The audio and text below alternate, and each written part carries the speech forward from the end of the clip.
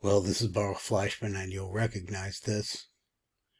Part 3, Thoughts. Rabbi Mimran, this is his book, of course, The Ultimate Connection with God, 7-Step Guide to Jewish Spirituality. Okay, we've seen that before.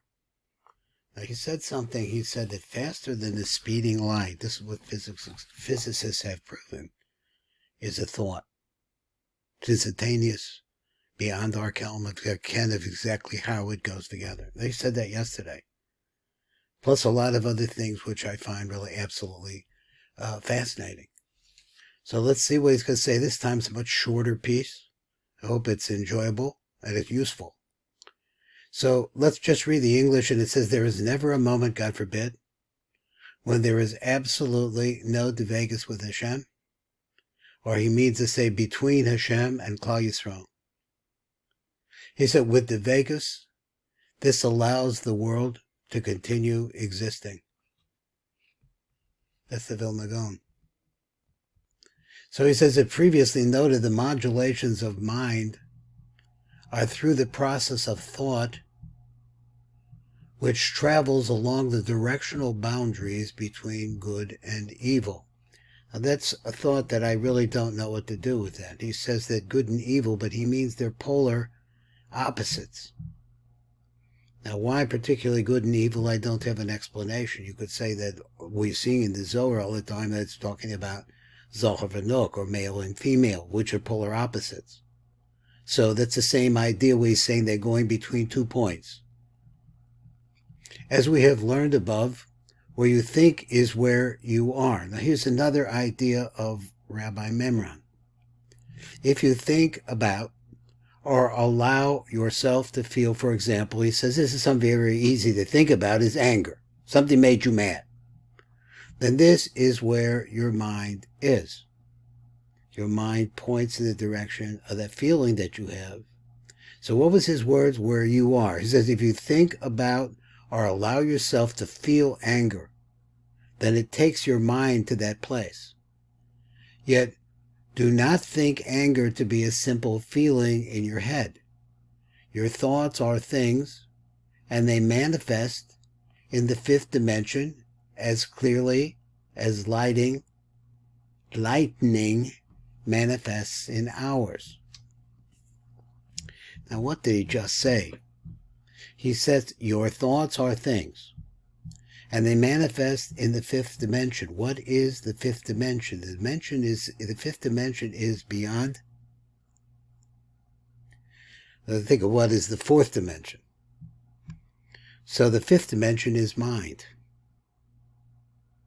The speed of the mind. Whatever mind means.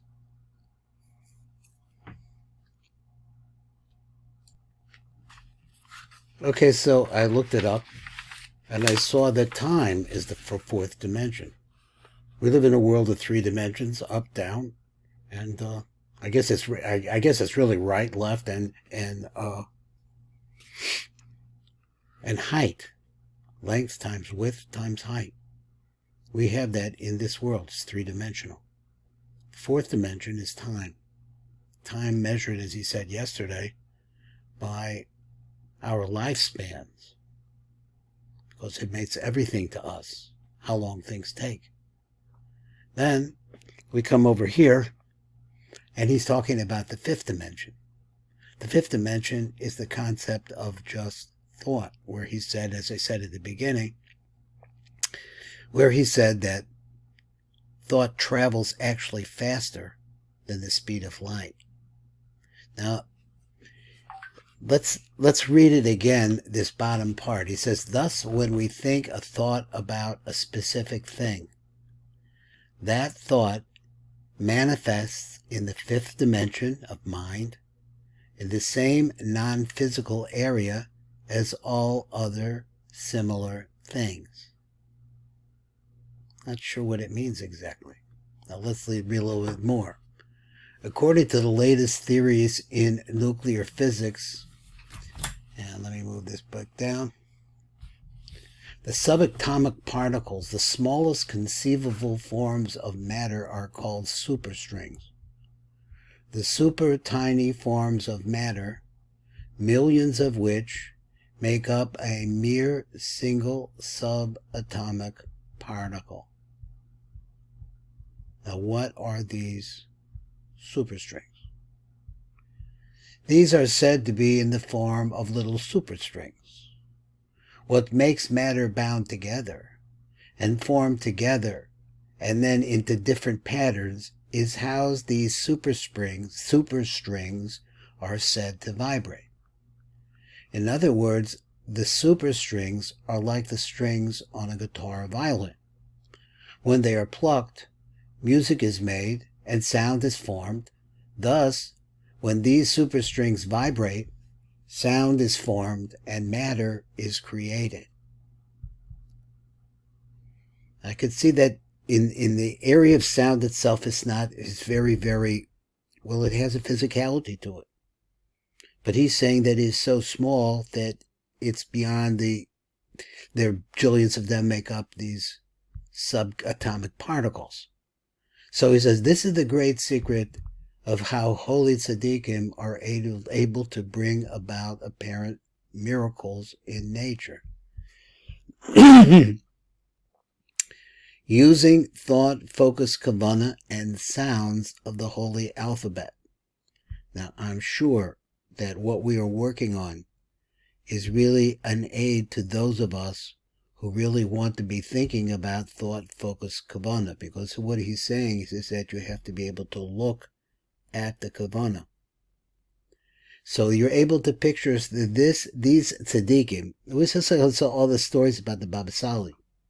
These tzadikim, they simply create a picture in their mind because they know the sounds and they know the names and they know the path. They simply create a picture in their minds of an alternative reality. And you're getting, when we're reading the Rishash and things like that, getting an idea of the kind of realities that they understand. Then they channel the image of it into the power of speech. So the image, they're able to somehow attach the image into words, into their voice, into their words. In other words, they speak words of prayers or gaze at the Shema Kadoshim. Once the energy of sound is activated, once again, so exactly how you go from one to the next, I don't know. Once you gaze at the Shemos, etc., and you're praying, he says that somehow once the energy of sound is activated, that activates the energy of sound. Okay, so you have to think about this. A change in the physical matter occurred at the subatomic level. When you hear these things, things are changing in the physical world, but in an area which is subatomic. A new reality is created. A miracle is performed. Now, what all this about, how you do that, I guess we'll read on the next time. This is Baruch Fleischman at the Tikkun Elevator Kollel, saying this year also on the Vegas channel of Rabbi Yosef Chaim Mimran.